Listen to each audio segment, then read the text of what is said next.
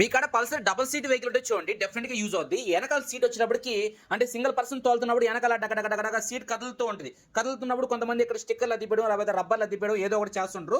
నేను కానీ చేస్తాను. ఇక్కడ చూడండి యాక్చువల్గా దీనికి వచ్చే రబ్బర్ ఇది వస్తుంది. ఓకేనా, ఈ చిన్న రబ్బర్ వస్తుంది. సేమ్ మనకి స్పెండర్ సెంటర్ స్టాండ్ రబ్బర్ వస్తుంది కదా, సెంటర్ స్టాండ్ రబ్బర్ కానీ సేమ్ ఇదే విధంగా ఉంటుంది. అయితే మనం దీనికి వేసుకున్నప్పుడు ఏం చేయాలంటే ఈ రబ్బర్ అనేది రిమూవ్ చేసి ఇక్కడ చూసారా ఇక్కడ సైడ్లో కట్ చేస్తున్నాను. రెండు పక్కల ఈ విధంగా కట్ చేయాలి. ఓకేనా, రెండు పక్కలు ఈ విధంగా కట్ చేస్తే మనకి ఈ విధంగా లోపల కూర్చుంటుంది. దీనికి పెవికి ఏం వాడబడలేదు. ఓకేనా, పెవికి ఏం వాడబడలేదు, ఎగ్జాక్ట్గా సరిపోద్ది మనకి.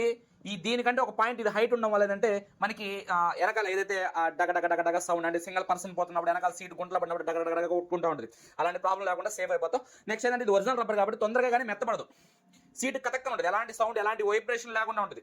అయితే మీరు సీట్ తీసినప్పుడు ఈ రబ్బర్ అనేది కొద్దిగా హైట్ ఎక్కువ ఉంటుంది కాబట్టి అది పెట్టి ఇక్కడ కేబుల్ లాక్కోవాలి. అర్థమైంది కదా, కేబుల్ లాగేటప్పుడు సీట్ కొద్దిగా కింద కదవాలి. ఎందుకంటే ఈ లాక్ అనేది రిలీజ్ అవ్వాలి, లోపల రిలీజ్ అవ్వాలి కాబట్టి సీట్ అనేది పెట్టడానికి ఫ్రీగా రిలీజ్ అయిపోద్ది.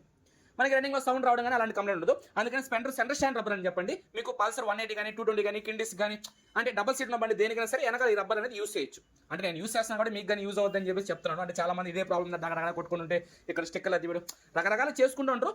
ఇది బెస్ట్ ఆప్షన్ అని చెప్తాను. ఓకేనా, థ్యాంక్ యూ.